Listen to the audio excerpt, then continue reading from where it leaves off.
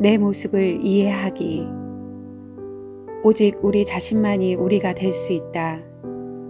하나님은 우리 각자를 만드시되 이 세상에 우리와 똑같은 사람이 없게 하셨다. 우리 자신을 독특하게 만들어주는 요소를 똑같이 가진 사람은 아무도 없다. 그것은 이 세상의 어느 누구도 하나님이 우리를 위해 계획해 놓으신 역할을 수행할 수 없다는 의미다. 만일 우리가 그리스도의 몸에 대해 우리만이 할 수 있는 독특한 기여를 하지 않는다면 그것은 이루어지지 않을 것이다. 성경은 여러 가지 다양한 영적 은사가 있고 여러 가지로 섬기는 방법이 있으며 다른 능력을 가지고 섬기고 있다고 말하고 있다. 앞장에서는 우리의 모습, 셰프 가운데 두 가지 영적인 은사와 마음에 대해서 살펴보았다. 이번 장에서는 하나님을 섬기기 위한 모습의 나머지 면을 살펴보자. 셰이프 세 번째, 능력을 사용하기. 능력이란 우리가 태어날 때부터 갖고 있는 천부적인 재능이다. 어떤 사람은 뱃속에서 나오자마자 유창하게 말을 하기 시작했다고 농담할 정도로 말을 잘하는 사람이 있다. 어떤 사람은 태어날 때부터 운동신경이 발달되어 운동을 잘한다. 또 다른 사람들은 수학이나 음악, 기계를 다루는 데 익숙하다. 하나님이 장막과 그 안에 들어갈 제사기구들을 만들고자 하셨을 때 그분은 이러한 것들을 예술적으로 디자인하고 그것을 만들 수 있는 기술, 능력, 지식을 갖춘 예술가, 장인들을 공급하셨다. 오늘날도 마찬가지로 하나님은 사람들이 당신을 섬기게 하시려고 많은 사람들에게 능력을 주신다. 모든 능력은 하나님으로부터 온다. 죄를 짓는 데 쓰여진 능력조차도 하나님이 주신 능력을 오용하거나 악용한 것이다. 성경은 우리에게 주신 은혜대로 받은 은사가 각각 다르니라고 말하고 있다. 우리의 선천적인 능력이 하나님으로부터 온 것이기 때문에 이와 같은 능력은 우리의 영적인 능력과 똑같이 중요한 것이고 또한 이것 자체가 영이라고 말할 수 있다. 차이가 있다면 이와 같은 능력은 우리가 태어날 때부터 갖고 있었다는 것이다. 사람들은 봉사를 하지 않으면서 대부분 이런 핑계를 댄다. 나는 그런 일을 할 만한 능력이 없어. 하지만 이것은 우스꽝스러운 소리다. 우리는 아마도 현관에 깔아놓은 매트처럼 그저 깔아놓고 아래를 한 번도 들춰보지 않아서 무엇이 있는지도 모르고 발견되지 않는, 그래서 쓰지 못하고 있는 수백 개의 능력을 소유하고 있을 것이다. 많은 연구 자료에 의하면 보통 사람들은 그들이 인식하는 것보다 훨씬 많은 500에서 700개의 다른 기술과 능력을 소유하고 있다고 한다. 예를 들면 우리의 뇌는 100조의 사실을 저장할 수 있고 우리의 마음은 소화기관이 작동되기 위해 1초에 15,000개의 결정을 내릴 수 있다. 우리의 코는 1만 가지 이상의 냄새를 맡을 수 있고 우리의 감각으로 25,000분의 1 인치의 물건을 인식할 수 있다. 우리의 혀는 물을 구성하고 있는 200만 개 가운데 하나인 탄산 원료도 감지할 수 있는 것이다. 우리는 놀랄만한 능력 덩어리이며 하나님의 기묘한 창조물이다.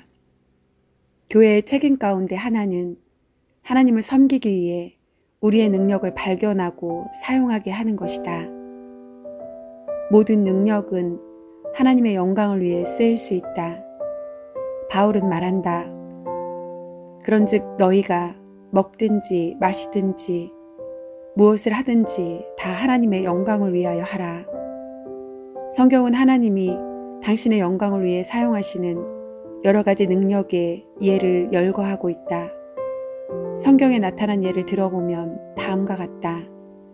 예술 능력, 건축 능력, 행정, 빵 굽기, 미용 기술, 배 만들기, 사탕 제조, 토론하기, 디자인하기, 시신의 향유로 염하기, 수놓기, 조각하기, 농사짓기, 고기잡이, 원예, 지도하기, 관리하기, 석공술, 무기 제조, 바느질, 그림 그리기, 개척하기, 철학적으로 사색하기, 기계 만지기, 발명하기, 목수일, 배 운전하기, 물건 팔기, 군인, 옷 만들기, 가르치기, 시 쓰기를 비롯한 문학 창작 등 그 외에 많은 것이 성경에 언급되어 있다.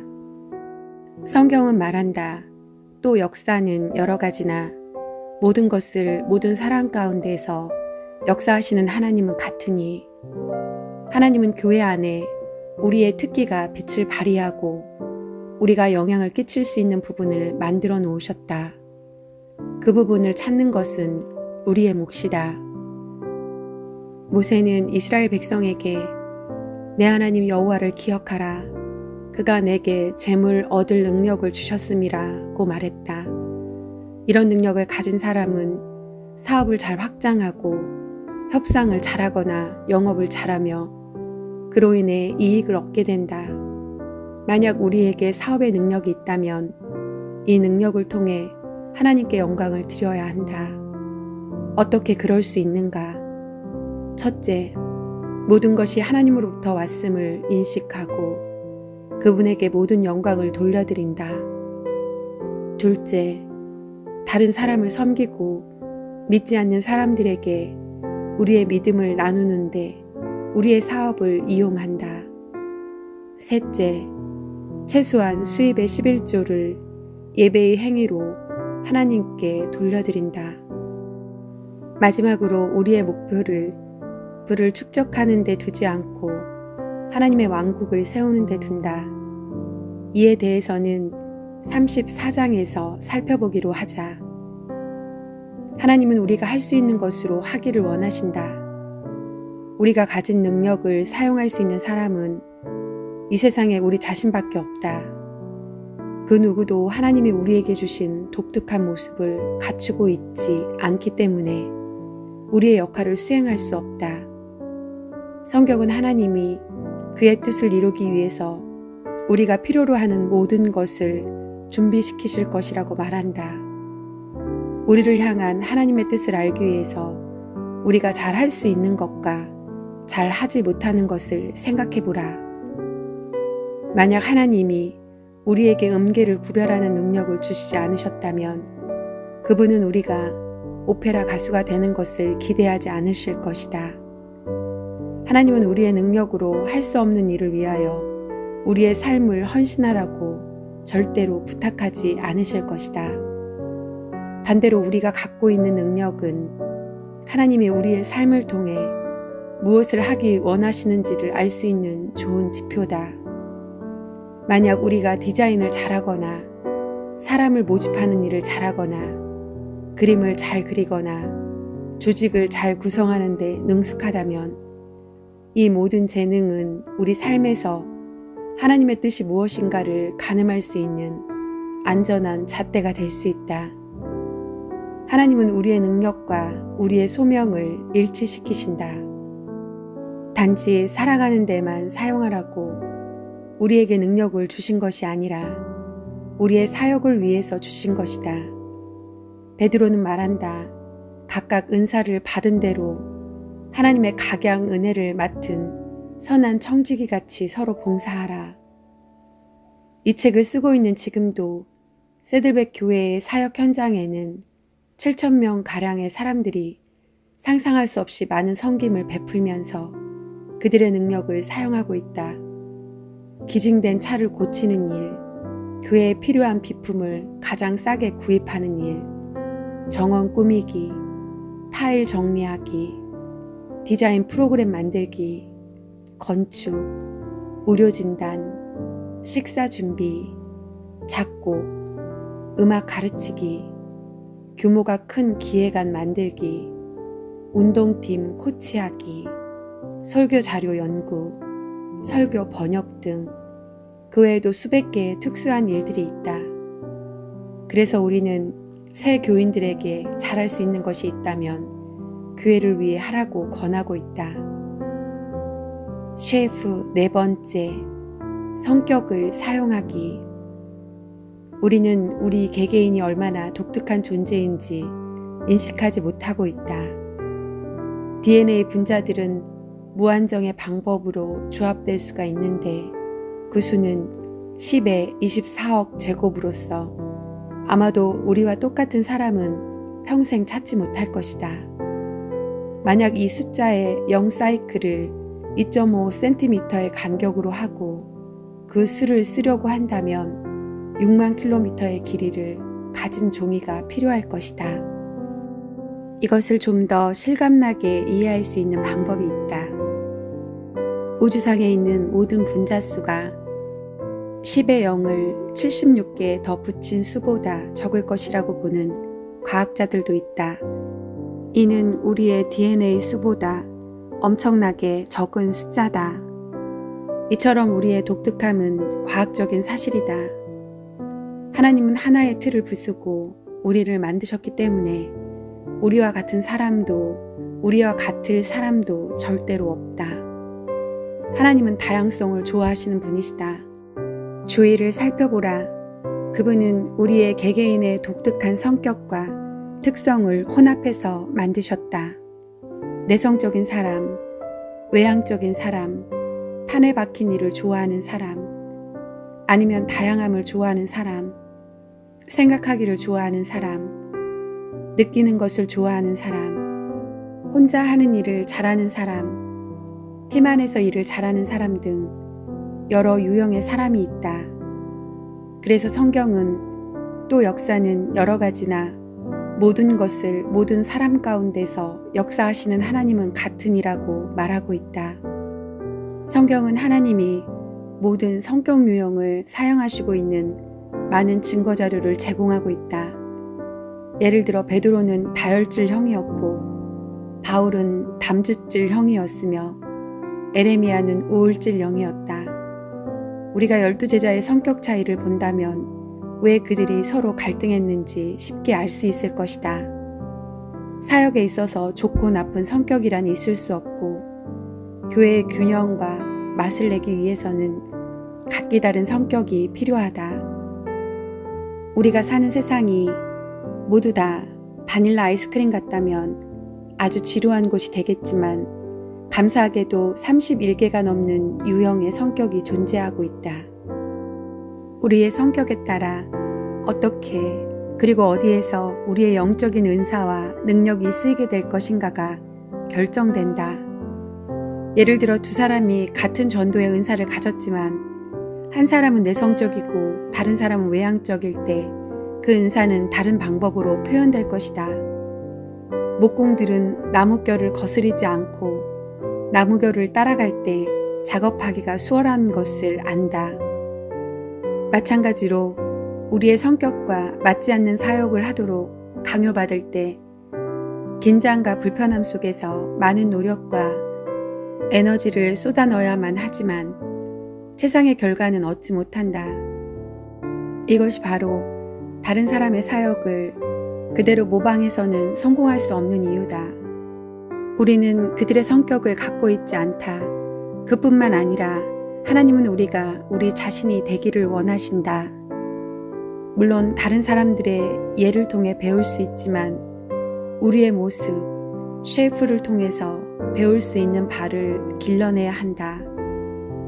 요즘에는 우리의 성격 유형을 이해하여 그것을 어떻게 하나님을 위해 사용할 것인지를 결정할 수 있도록 도와주는 많은 책과 도구들이 있다. 스테인드 글라스처럼 우리의 서로 다른 성격은 많은 색깔과 무늬로 하나님의 빛을 반영한다. 바로 이것이 깊이와 다양함으로 하나님의 가족을 축복하는 것이다. 하나님이 우리를 만드신 목적을 행할 때는 우리도 기분이 좋아서 하게 된다. 하나님이 우리에게 주신 성격과 잘 맞춰서 사역할 때 우리는 성취감과 만족, 그리고 열매를 맺는 것을 경험하게 될 것이다. 쉐이프 5번째, 경험들을 사용하기. 우리는 삶의 경험들을 통해 지금의 모습을 갖게 되었고, 이 경험들 가운데 대부분은 우리의 통제 밖에 있었던 것들이다. 하나님이 우리의 모습을 만들기 위한 목적으로 이러한 경험들을 우리의 삶에 허락하셨다. 하나님을 섬기기 위한 우리의 모습, 쉐이프를 점검하기 위해 우리의 과거로부터 최소한 6가지의 경험을 살펴보아야 한다. 가족 경험들, 자라면서 가정에서 무엇을 배웠는가? 교육 경험들, 학교에서 가장 좋아했던 과목은 무엇인가? 직업 경험들, 가장 즐겼던 일은 무엇이고 가장 효율적으로 했던 일은 무엇인가?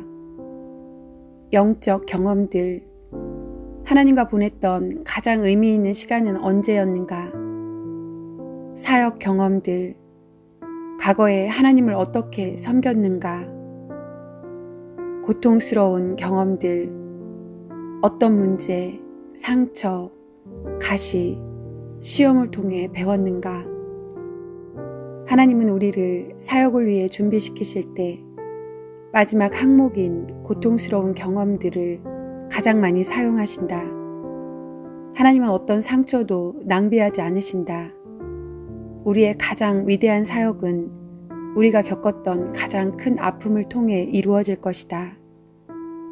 다운증후군 아이들을 둔 부모를 대상으로 사역할 때 똑같은 상황에 처해 있는 부모보다 그 사역을 잘할 수 있는 사람이 어디 있겠는가?